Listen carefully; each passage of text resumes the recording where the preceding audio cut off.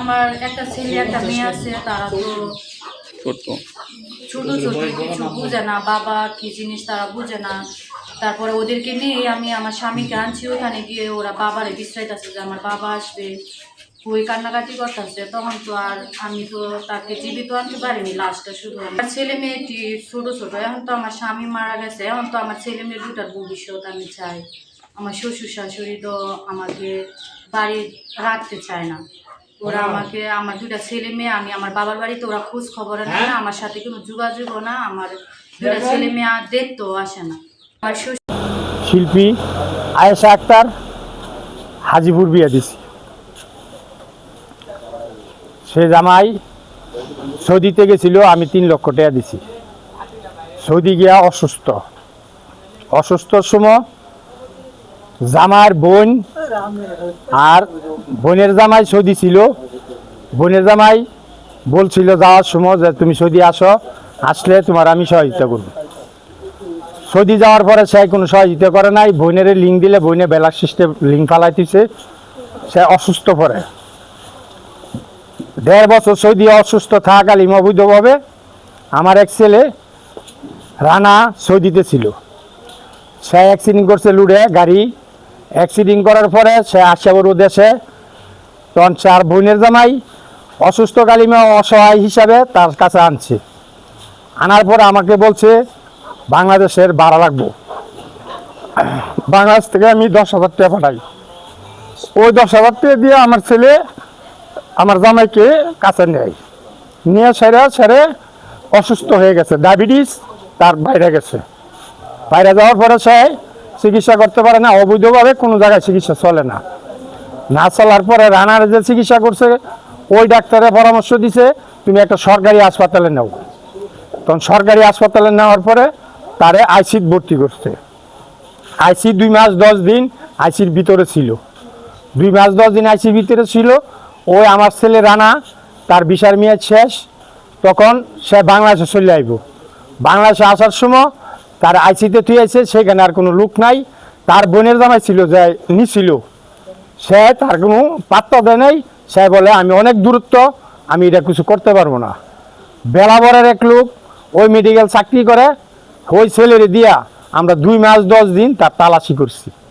তালাশি করার পরে সে মারা যায় গত 21 তারিখ 6/21/2026 মারা যায়। মারা যাওয়ার পরে আমার ওই জামার বাড়ির এলাকার লোক সন্ধান পাইছি। সন্ধান পাওয়ার পরে তারা আমি কইছি আমার জামাইরে চিকিৎসা করার ব্যবস্থা করো, লাশ আনার ব্যবস্থা করো। আমরা বাউ করছি। পরে তার মা, বাপ, বোনের জামাই কেউই লাশ সৌদিতে আনতে রাজি না। আমি করিমগঞ্জ থেকে হাজিপুর ইউনিয়ন, হাজিপুর গ্রাম বহুত ঘুরছি গেছি, তারা আমার কোনো সন্ধান দেয় নাই। না দেওয়ার পরে আমি 3টা দরখাস্ত করছি এমবিসির দরখাস্ত আমার অল ফেরত আছে। সৌদি থেকে 6 লক্ষ টাকা দিলে লাশ আনতে পারবো। তখন তারা বলছে লাশ আনার দরকার নাই, তুমি লাশ সেখানে মারি দিলাও। যে সহজে মেয়ের জামার বাপ, মা, বোন তারা আমি বলছি লাশ আনার জন্য, তারা বলতেছে এত টাকা হইলে লাশের দরকার নাই, লাশ মারি দিয়া লাগ।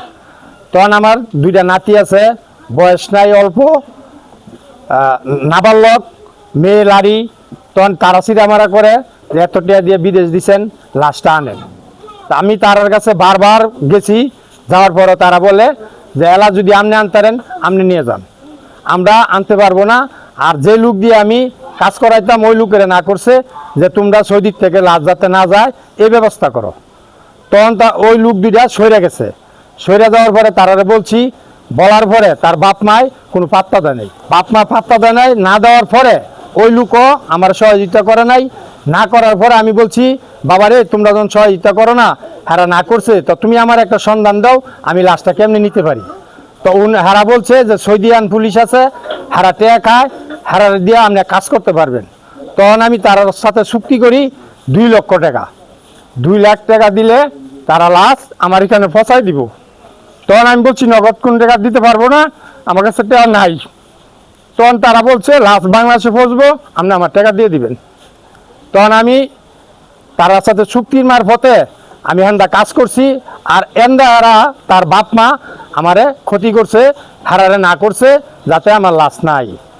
আমি হারারে ডেঙ্গায় লাশ আনছি, কালকা কত তারিখ গেছে, 17 তারিখ, 25 দিন পরে 17 তারিখে আমি আর যোগাযোগ করে লাশ আমি এয়ারপোর্টে রিসিভ করছি। লাশ আইন না রিসিভ করে তার গার্জিয়ানরে আমি খবর দিছি যে লাশ আনছি, লাশ আপনারা নিয়ে যান। তারা বলতেছে লাশ তারার বাড়িতে নিয়ে দিয়ে আসার জন্য। আমি বলছি আমার এত টাকা খরচ হয়েছে, 3 লাখ 3.5 লাখ টাকার মতো খরচ, তো আপনারা টাকা দিয়ে আমার লাশ নেন। তারা টাকা দিয়ে লাশ নিতে রাজি না, তারা ভাই লাশ দিতে রাজি। আমি বলছি আপনারা ভাই লাশ নেন, আমার খরচ দেন না করে। সমস্ত রাত্রে গেছে, ভোর 5টার সময় তারা গাড়ি লইয়া বিভিন্ন লোকজন লইয়া আমার বাড়িতে আসছে লাশ দিয়ে দেওয়ার জন্য। তা আমি বলছি আপনারা কেডা? আপনারা যারা গার্জিয়ান তারা কোন আসতো, আর তার বাপ মার কোনো নাম নাই ফাস্টফুডে, ভিন্ন পুরুষের নাম ফাস্টফুডের মধ্যে, ওই পুরুষ দিয়া হে নামের উপর থেকে আমি লাশ আনছি। তারা কোনো নাম নাই, তারা কোনো চিনাক্ত করতে পারে না, তারা ছেলে যে। তো এখন বর্তমানে তারা আমার কাছে লাশ নিতে রাজি জোরপূর্বকভাবে। হ্যাঁ, অন আমি লাশ দিব, তারা লাশ তারা নিব। আমার নাতি আছে 2টা, মেয়ে লাড়ি, নাতি 2টা নাবালক। তার কোনো ব্যবস্থা করিয়া লাশ যদি নিতে হয় তাহলে আমার ক্ষতিপূরণ দিয়া হারা লাশ নিয়ে যায়।